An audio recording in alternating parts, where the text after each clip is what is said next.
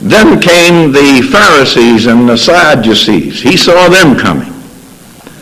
And they came to his baptism and were addressed as if they were also candidates. Now, who were they?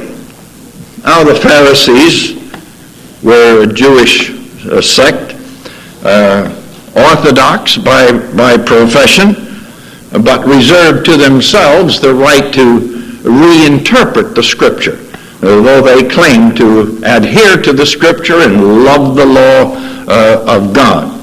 But they were hypocritical in the fact that while they professed to love the Word of God, they allowed their own clever schemes to circumvent it and detour around it.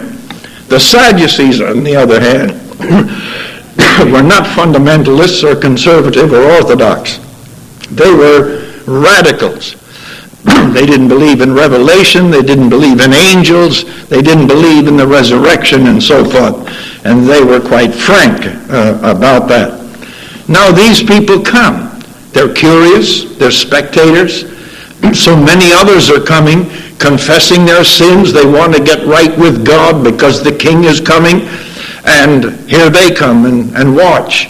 And this gives John an opportunity to give them some attention. Well, they got attention all right, but not the way the neo-evangelicals would do it. You know how the neo-evangelicals would do it? When they see characters like that, they would put them up on the platform so everybody could see them.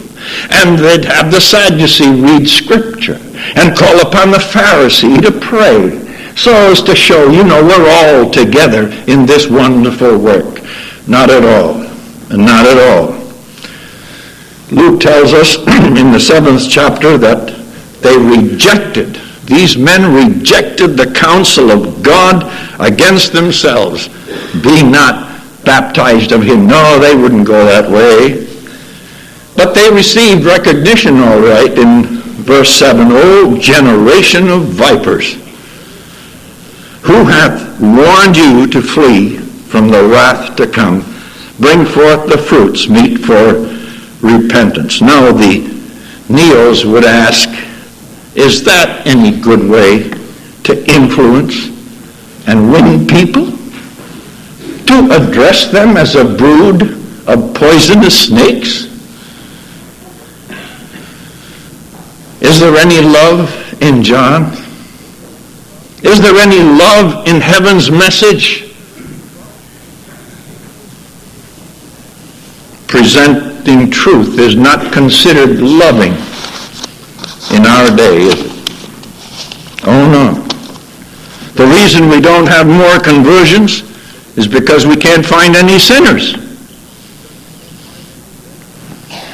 When a man once knows that he's a sinner and he's headed for hell and he's under the wrath of a holy God, he's going to shake.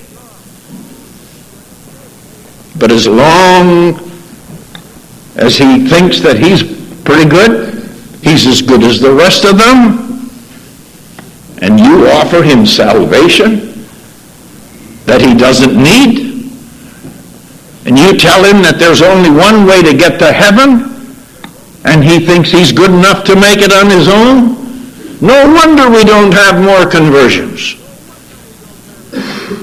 I'm not saying that we should try to read into this context details as to how we should address people. I'm sure we're adult enough to recognize that.